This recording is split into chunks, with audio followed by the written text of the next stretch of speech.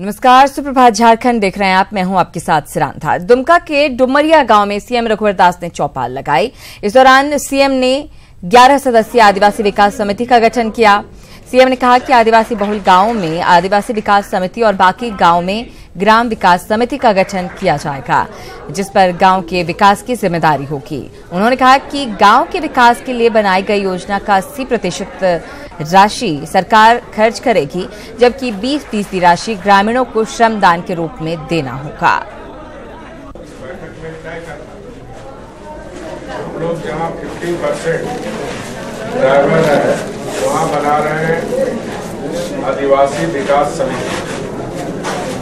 ठीक है, समझ रहे हैं बात? जहाँ 50% जनसंख्या है वहाँ बनेगा आदिवासी विकास समिति। जहाँ 50% से कम है आदिवासी वहाँ बनेगा ग्राम विकास। समझ में आ गई? तो गांव में एक समरस गांव की स्थापना की बात समझ में आ रहा? गांव में कोई लड़ाई झगड़ा ना हो, कोई बात भी हो तो तुरंत कमेटी बैठ जाए, समस्या का समाधान करें। मानिए 9 आदमी आप लोग इस गांव का पंच परमेश्वर।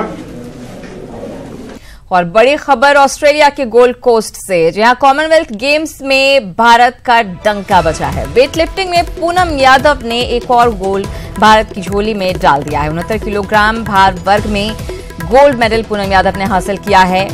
वेटलिफ्टर्स का बेहतरीन प्रदर्शन कॉमनवेल्थ गेम्स में जारी है।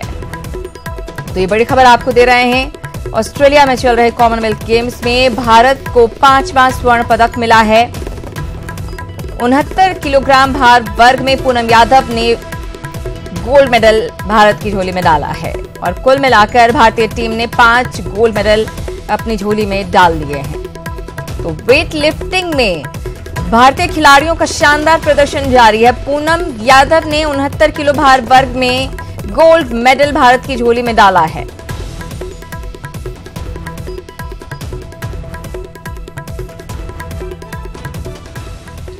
चलिए खबरों में आगे बढ़ते हैं। झारखंड में मौसम विभाग ने अगले 2 दिनों में हल्के से मध्यम दर्जे की बारिश की चेतावनी जारी की है।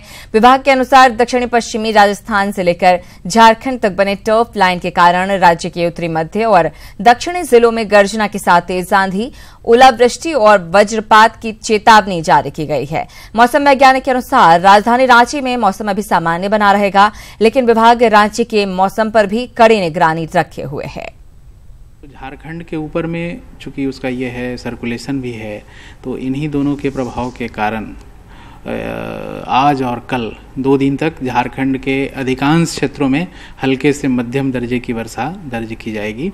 और जहाँ तक चेतावनी की बात है तो हम लोगों ने चेतावनी भी जारी किया है आज और कल के लिए, और परसों भी है। परसों थोड़ा सा कमेगा, लेकिन आज और कल मुख्य रूप से तेज हवा, थंडर स्क्वाइल जिसको बोलते हैं, 50 से 60 किलोमीटर तक की हवा की गति हो सकती है, तो वो चलने की संभावना है। और कल राजधानी रांची समेत कई जिलों में झमाझम बारिश हुई। जमशेदपुर, गुमला और चाईबासा में बारिश की वजह से तापमान में गिरावट आई, जिससे लोगों को गर्मी से राहत मिली। हालांकि इस दौरान कई इलाकों में बारिश के साथ ओलावृष्टि भी हुई, जिसकी वजह से किसानों को काफी नुकसान पहुंचा। राजेश कुमार हमारे साथ जुड़ गए हैं ज्यादा बातचीत और जानकारी के लिए। राजेश, मौसम विभाग की तरफ से अभी और चेतावनी जारी की गई इस बात को लेकर कि आने वाले कुछ समय में भी बारिश हो सकती है, ओलावृष्टि हो सकती है, यानी कि सचेत रहने की जरूरत है।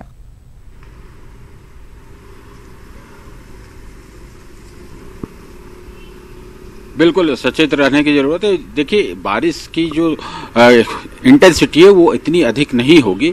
जो कि अलर्ट जारी किए गए हैं मौसम विभाग की ओर से, सामान्य से लेकर मध्यम स्तर की बारिश होगी। अभी थोड़ी देर पहले ये राजधानी और खास करके इस इलाके में जहां पर मैं हूं वहां पर बारिश हुई है। थोड़ी देर, लगभग 7-8 मिनट तक एक बारिश हुई जो मध्यम स्तर की थी। और जो मौसम दिखा रहा है वो उससे ये लग रहा है कि वो अभी दिन भर ये स्थिति बनी रहेगी।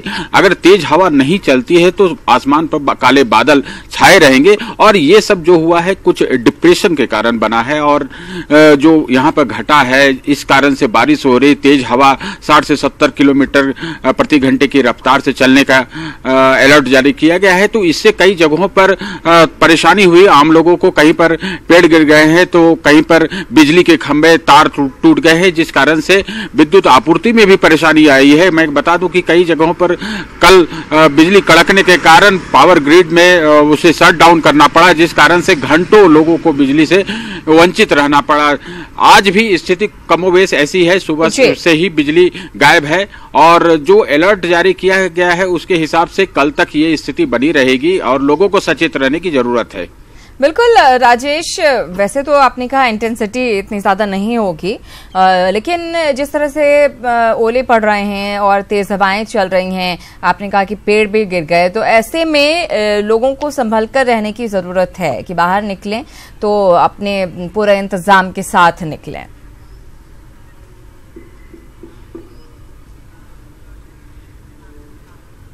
हाँ बिल्कुल, इंतजाम के साथ निकले ताकि वो कहीं भी बारिश से उनका सामना हो सकता है तो कम से कम रेनकोट वगैरह लेके निकले, अगर वो कार वगैरह से नहीं जाते हैं तो इसलिए। और ऐसा भी नहीं है कि इतनी तेज हवा बह रही है कि पेड़ गिर जाए, कहीं कहीं पर ये घटना हुई है, सुनने में रांची और आसपास के जिलों में ये बातें आई है कि कुछ एक जो पेड़ कमजोर थे, पुराने थे, वो गिरे हैं और कई पर तो बिजली के तार पर गिर गए। अगर किसानों की बात करें, फसलों की बात करें, मौसम विभाग ने क्या कुछ कहा है? जो बारिश हो रही है या फिर ओले पड़ रहे हैं, कितना नुकसान फसलों को पहुंच सकता है?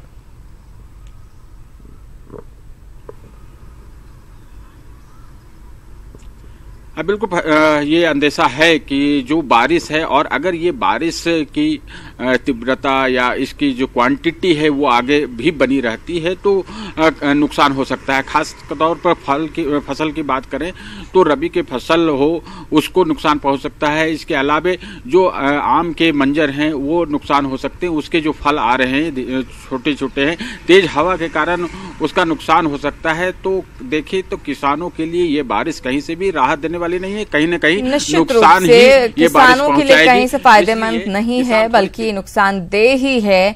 और देखने वाली बात यही होगी कि जो चेतावनी जारी की गई है, कितनी बारिश होती है और किसान कितना इससे बच पाते हैं। बहुत शुक्रिया राजेश।